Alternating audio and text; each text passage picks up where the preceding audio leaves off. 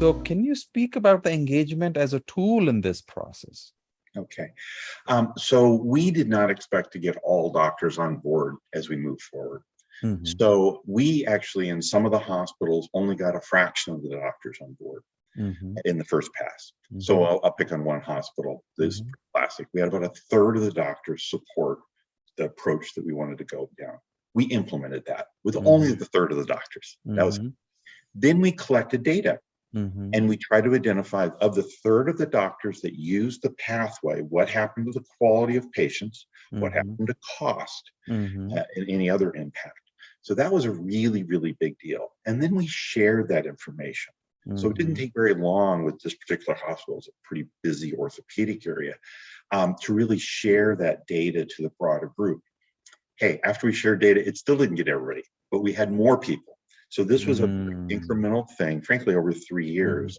And Yes. even after 3 years, only about 80% of the doctors across the system were on board. But Mm-hmm. boy, was that an impact. Yes.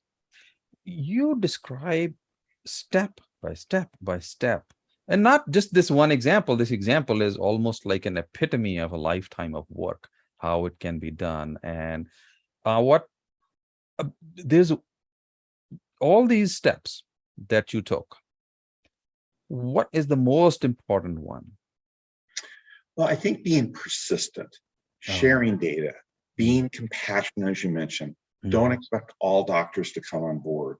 You mm, think about Rogers' kind of diffusion of information. You're mhm, not going to get those laggards, they call them. Okay. There's going to be a few that are going to be very easy to get on board. They may be even the ones that want to lead this effort. You, as an outsider, I'm just an obstetrician. What do I know about mhm, orthopedics or cardiology or neurosurgery? Not much. But mhm, I do know enough to do the analysis and work with experts to figure out what the most appropriate way is for the patients. And particularly the easiest fruit are those areas that actually do meaningfully improve quality. There's mhm, no question. Now, what we talk about here on the various joints and things, we also applied that to using biosimilars and other pharmaceuticals, because that was a similar type of a process, looking at what are the big expensive products or the products that cause harm. I'll mention one of my favorites. There's just low-hanging fruit all over the place. IV acetaminophen. Okay. IV acetaminophen at that time, this was on the order of 7-8 years ago, we did this particular project. Um, and that is very, very expensive. There's lots of better, cheaper options than IV acetaminophen.